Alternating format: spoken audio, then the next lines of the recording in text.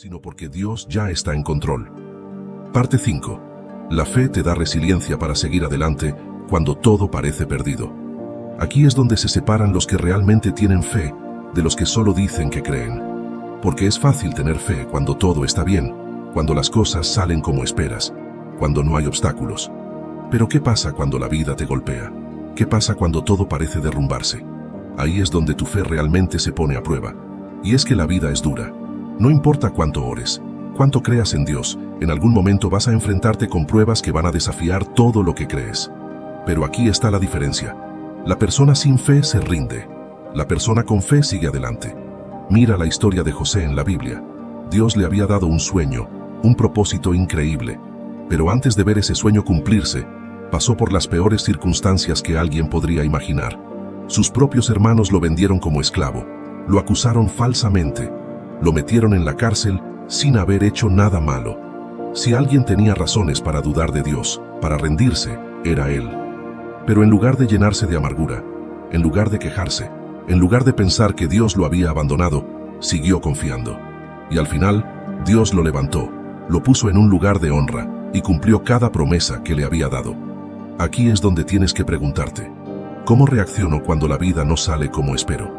Si cuando algo te sale mal te desmoronas, si cada vez que enfrentas una prueba te llenas de dudas y de miedo, entonces tu fe necesita fortalecerse. Porque la fe verdadera es la que te da la resiliencia para seguir adelante, incluso cuando todo parece en contra. Mira lo que dice Santiago 1. Hermanos míos, tened por sumo gozo cuando os halléis en diversas pruebas, sabiendo que la prueba de vuestra fe produce paciencia. ¿Gozo en las pruebas? Suena contradictorio, ¿verdad? Pero aquí es donde está el secreto. Las pruebas no son para destruirte, son para fortalecerte. Son el gimnasio de la fe. Cada obstáculo, cada dificultad, es una oportunidad para crecer, para confiar más en Dios, para desarrollar una mentalidad inquebrantable. Piénsalo de esta forma. Si nunca enfrentas resistencia, nunca te fortaleces. Un atleta no se hace fuerte sin entrenamiento. Un soldado no se hace valiente sin batalla. Y un cristiano no se hace fuerte sin pruebas.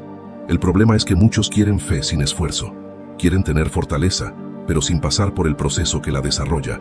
Y la verdad es que la fe se construye en la lucha, en la perseverancia, en los momentos donde todo dentro de ti te dice que te rindas, pero decides confiar en Dios una vez más. Por eso la quinta clave para fortalecer tu mente con la fe es esta. Aprende a ver las pruebas como oportunidades para crecer, no como razones para rendirte. Si hoy estás pasando por algo difícil, en vez de preguntarte ¿por qué me pasa esto?, empieza a preguntarte y trauma. El palacio que debería haber sido su refugio se convirtió en el escenario de su pesadilla, y el padre que debería haber sido su protector se convirtió en cómplice por su silencio. Este silencio no solo falló en traer justicia para Tamar, sino que también plantó las semillas para una tragedia aún mayor. Como está escrito en Eclesiastés capítulo 8, versículo 11. Por cuanto no se ejecuta luego sentencia sobre la mala obra, el corazón de los hijos de los hombres está en ellos dispuesto para hacer el mal. El silencio tiene un precio, y en el caso de la familia de David, ese precio sería cobrado con creces. Segundo libro de Samuel capítulo 13, versículo 22, revela que Absalón no habló con Amnón ni mal ni bien, aunque Absalón aborrecía a Amnón porque había forzado a Tamar su hermana. Este silencio, a diferencia del silencio pasivo de David, era calculado. El silencio que precede a la tormenta.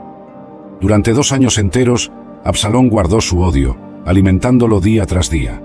Las escrituras muestran cómo planeó meticulosamente su venganza, esperando el momento perfecto. El texto bíblico destaca que aconteció, al cabo de 2 años, segundo libro de Samuel capítulo 13, versículo 23, que Absalón finalmente puso en marcha su plan. El plan de Absalón era tan astuto como el de Amnón había sido, pero con un propósito diferente. Organizó una fiesta de esquileo de ovejas, un evento tradicionalmente celebrado con grandes banquetes. Como registrado en segundo libro de Samuel capítulo 13, versículo 24, invitó a todos los hijos del rey, incluyendo al propio David, aunque sabía que el rey probablemente no asistiría. Cuando David dudó en permitir que Amnón fuera a la fiesta, Absalón insistió específicamente en la presencia del hermano mayor. Si no, te ruego que vaya con nosotros Amnón mi hermano. Segundo libro de Samuel, capítulo 13, versículo 26.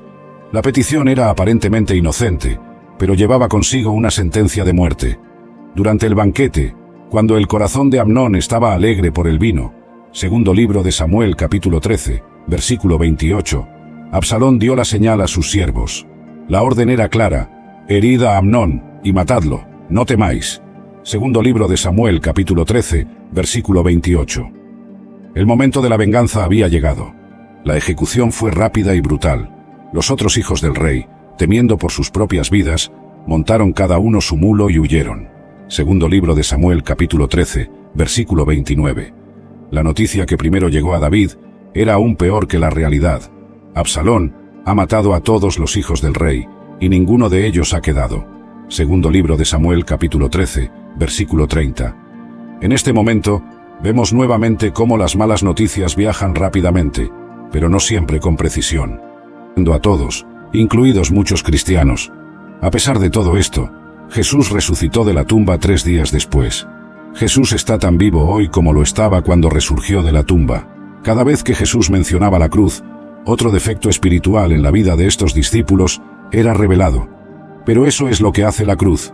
Revela el corazón humano, mostrándonos cuán autocentrados somos. Santiago y Juan, los 2 hijos de Zebedeo, se acercaron a él diciendo: «Maestro, queremos que hagas por nosotros lo que te pidamos». Y él respondió: «¿Qué quieren que haga por ustedes?».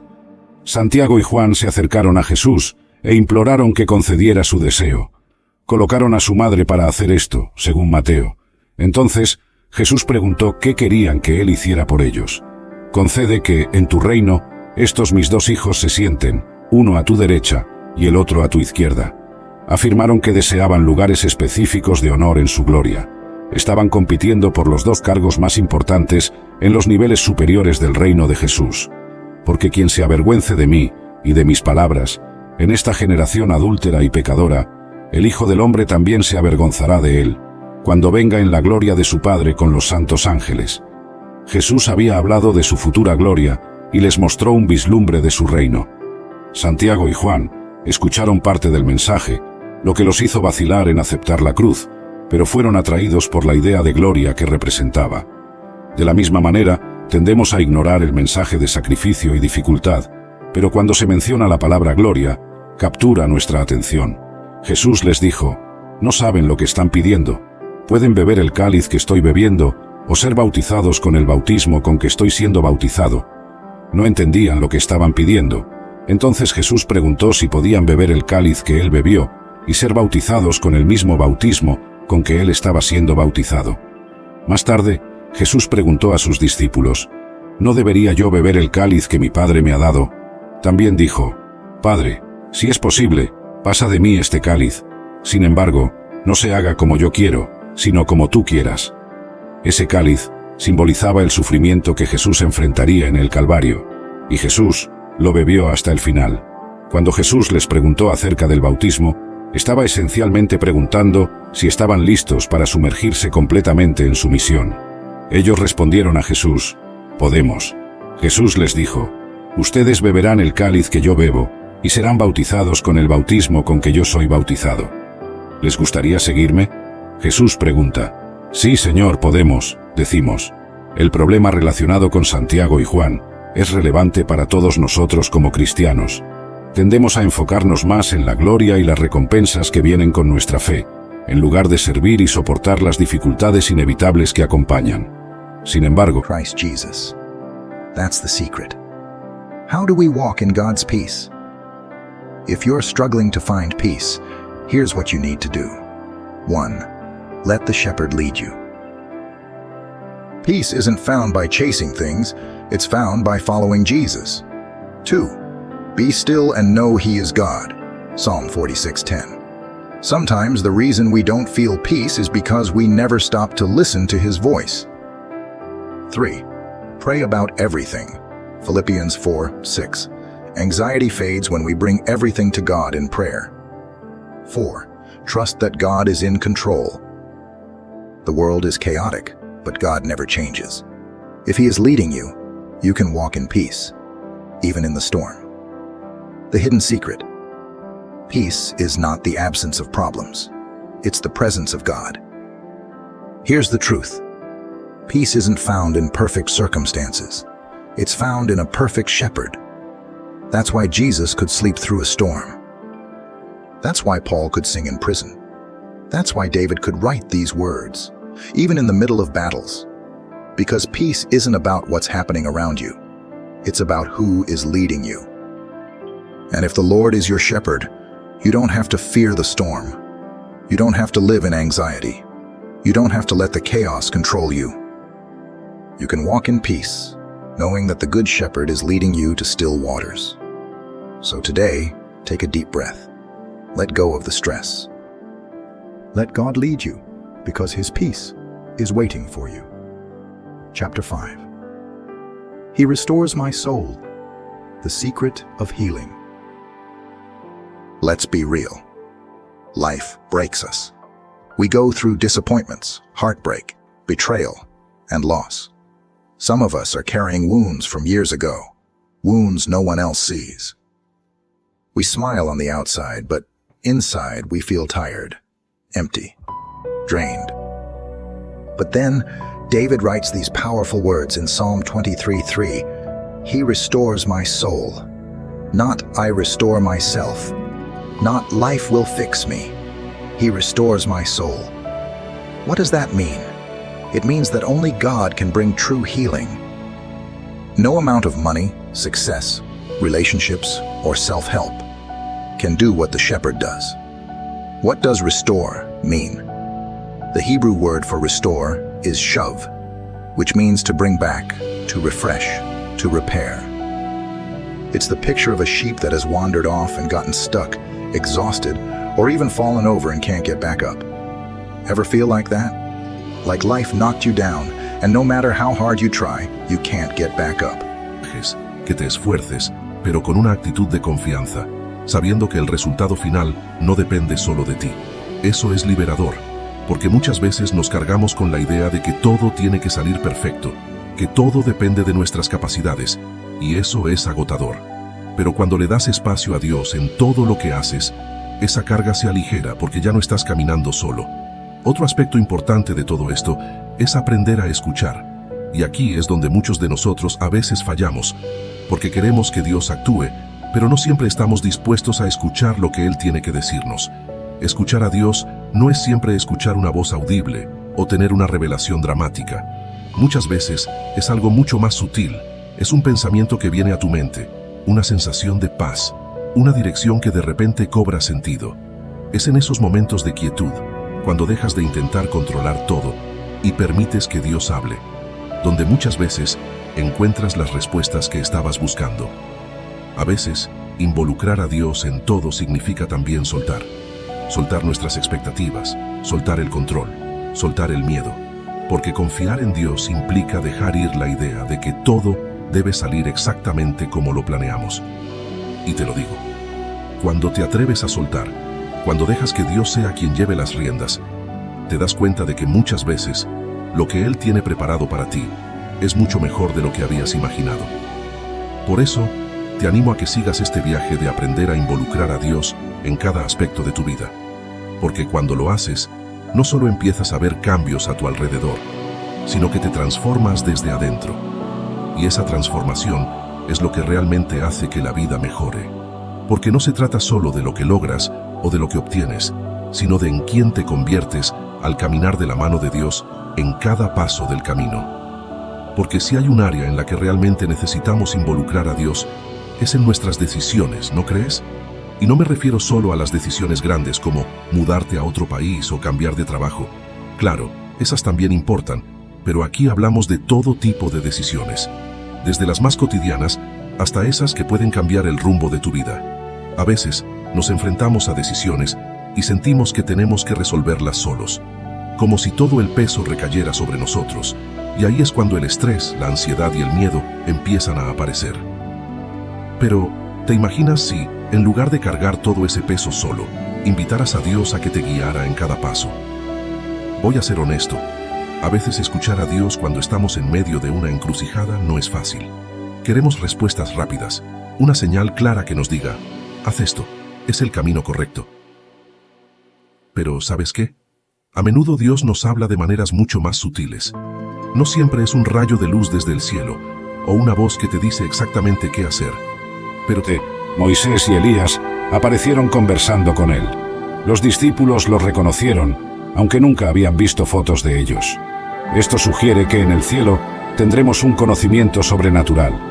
El apóstol Pablo dice: ahora vemos por espejo, oscuramente, mas entonces veremos cara a cara. Ahora conozco en parte, pero entonces conoceré como fui conocido. 1 Corintios 13:12. Imagina el reencuentro con personas amadas que partieron antes que nosotros. Abuelos, padres, hijos, amigos. Qué momento emocionante será ese.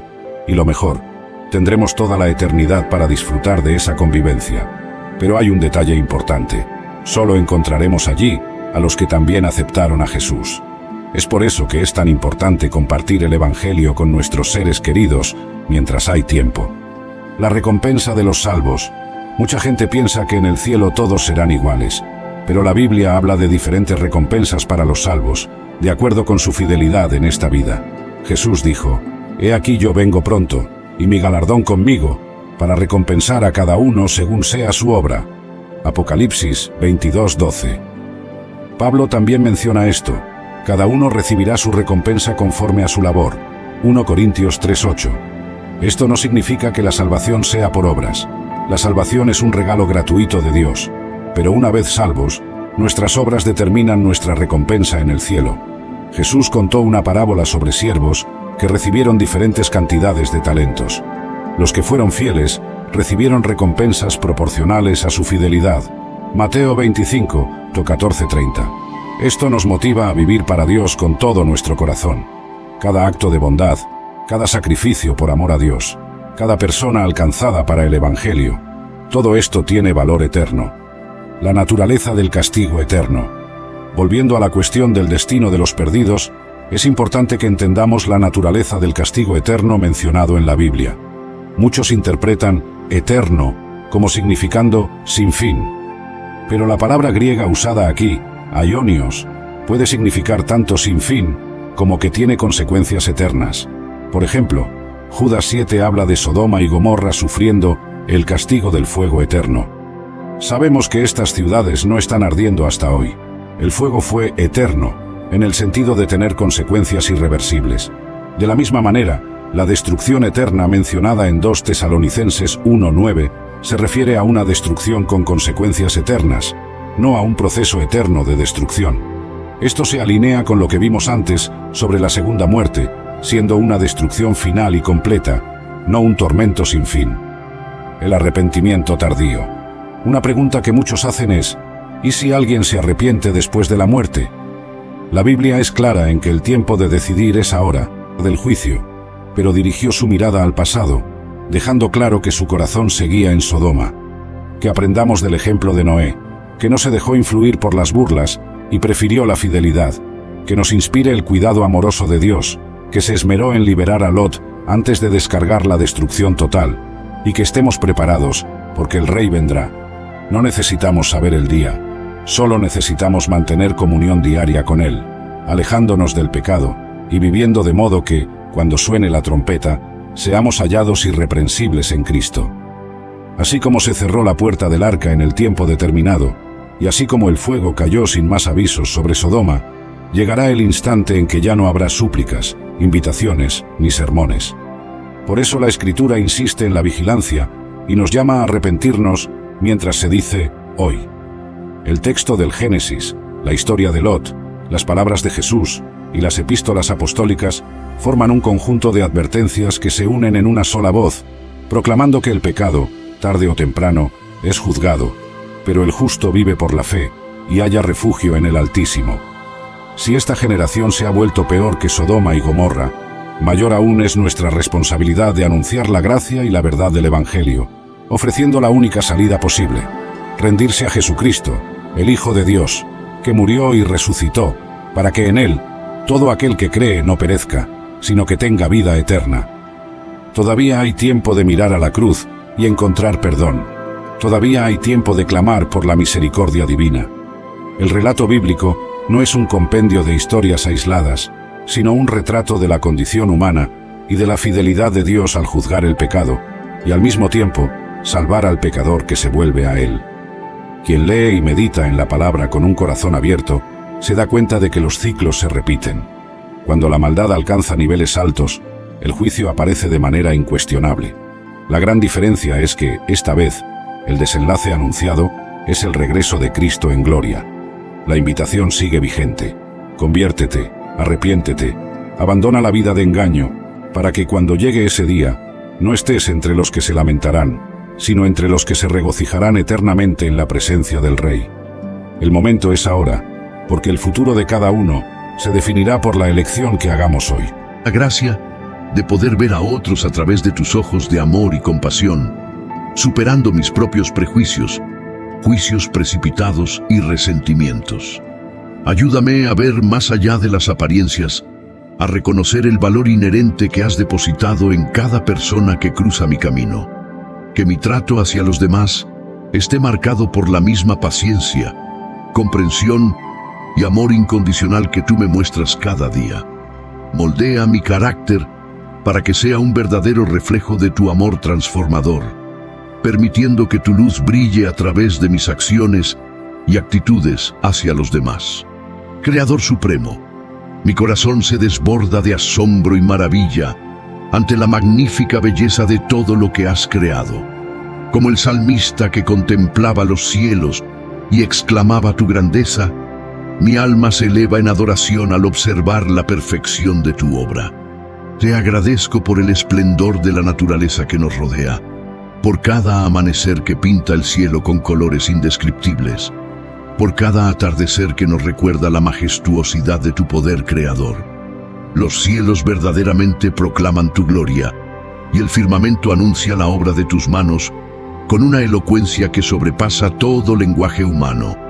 En cada detalle de tu creación veo reflejada tu sabiduría infinita, en el delicado diseño de una flor, en el vuelo majestuoso de las aves, en el murmullo sereno de los arroyos, en la imponente presencia de las montañas. Cada criatura, desde la más pequeña hasta la más grande, canta un himno silencioso a tu creatividad y poder. La tierra muestra tu poder creador en cada estación, en cada ciclo de vida, en la perfecta armonía de los ecosistemas que has diseñado. Ayúdame a ser un mayordomo fiel y responsable de todo lo que has puesto bajo nuestro cuidado.